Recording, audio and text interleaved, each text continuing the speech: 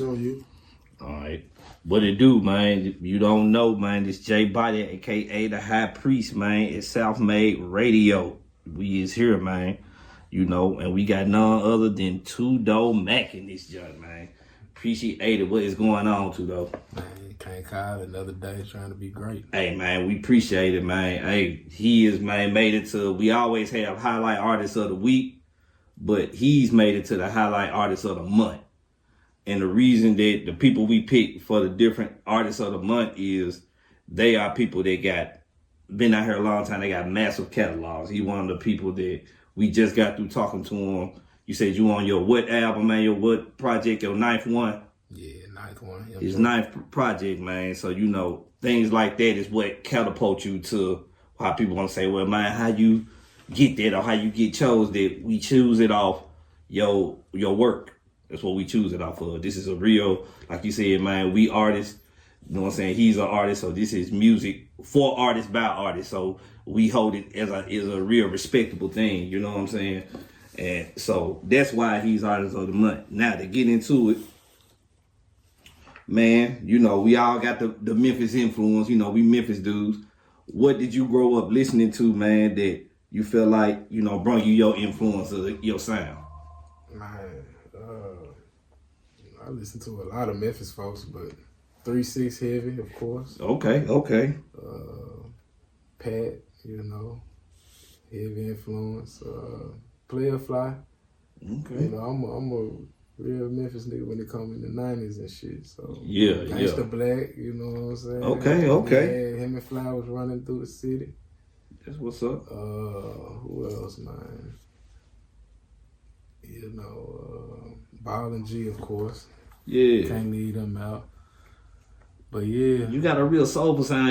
What about soulful music too, man? What you bump into, you know what I'm saying? Because, you know, your sound, even though it is Memphis, but you also got a real, you know, like you grew up listening to some Hutch, like you grew up listening to a lot of old school as well. No doubt. Now that was just, you said Memphis influence, but I really love music. Like I'm a fan of music, but my folks, my mama, my grandma, I lived with my grandma for about 5-6 years. Okay. So they used to play a lot of records, you know what I'm saying? Like 4-5s and shit. And, I got you. My dad was a blues man, so he loved blues. Like, okay. So growing up, I would hear a whole lot of old school, you know, just riding with them, you know what I'm saying? And, that's what's up, man. Yeah, music, man. I love music, all types of music.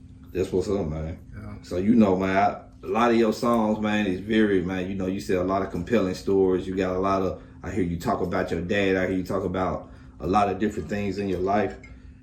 But what is it that how do you get in your bag, man? You know what I'm saying? What makes your inspiration like to draw you to write?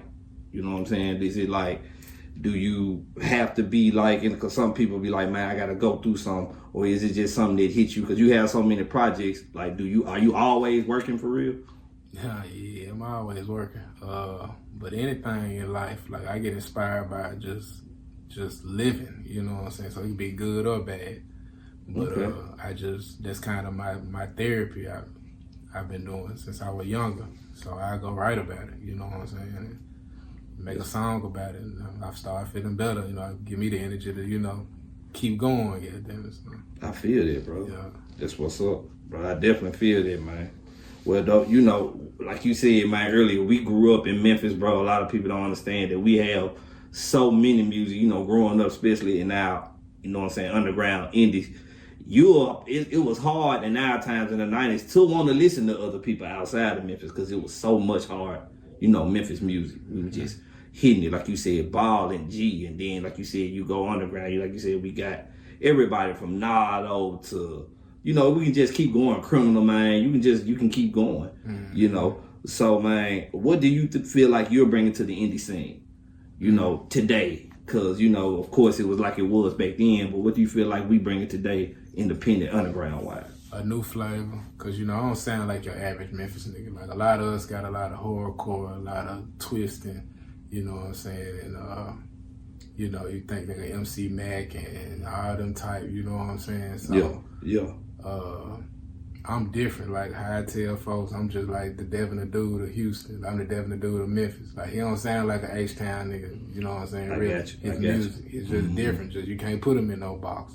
I heard it. So same thing. You can't put me in no box. Yeah, I can bump and get on a lot of shit, but really, if I stay true to me, I'm just a different nigga. You know what I'm saying? But I definitely feel that. I definitely feel it in your music, because it feel like I like that you touch on all things, bro. You touch on grown man things. You touch on, like you said, everything. You know what I'm saying? When we, like you said, you was younger, it used to be, like you said, I heard you saying, man, I still had that grind when I used to be in the streets, but you a grown man, so it's been shifted. But the grind's still there. You know what I'm saying? So, man, I can hear that in your music, bro. So I like that. You know what I'm saying? So coming to the last question, bro. When did you make your first song? Your very first song, whether it was, you know, on a lunch table, whether it was getting on roll call my freshman year. What? Who used to do stand bell or roll call, bro? I used to get on roll call, get on the bus, feel like a superstar. 9th grade? Yeah. Oh, wow, bro. It's the roll call, bro. That's ridiculous, Me bro. and my nigga, it was to be Rico. He used to be a nigga named Al. Donnie was on it back then. But yeah, we used to, man, this before we get real old school. This before nigga record in the house and shit, like with like equipment. Yeah. We would have a boom box, get a tape, put the tissue in the corners. Yeah. And take the headphones that we listen to and put it in the mic plug and bump on that joint. That's throwback. You know what I'm saying? Now that's throwback, bro. You can, man, record over the tape, whatever it is, put the tissue in there, you overriding whatever on it. So you press record or bump in the headphones, and we used to listen to ourselves. Bro, and that was the first time, really. Now that's hard, bro. Now you really, if anybody ever said, now, hey, that's underground music right there, bro. Mm-hmm. Hey, man, we appreciate you, man, too, though. Dope, man. I appreciate it. You know, we love your music. We definitely, man, want to get a lot of your stuff on the when the radio. We finna be spinning it within a week or so. So, man, hey, the people appreciate you. Tell them where to holler at you, your social media, where to find your music at, brother. Man, on all platforms, DOE MCK, the number 2, DOE MCK. On all platforms, shit, DOE MCK. I don't know, I ain't no social media type nigga, so it's on there. I think it's at DOE MCK, number 2 _ DOE _ MCK, I think. But, you know, we live in this Apple phone and everything's so smart. All you gotta do is type in DOE MCK. It's gonna pop up all this shit for you. YouTube, all this shit. For sure, man. We appreciate you, man. Hey, man, give man South Made Radio, man, a shout out, man. We sure appreciate you, brother. Man, come on. Down here in this dirty. You know what I'm saying? Dirt roads, man. You know what I'm saying? South Made shit, man. What you talking about? Yeah, man. Yeah, man. We appreciate you. For sure, bro.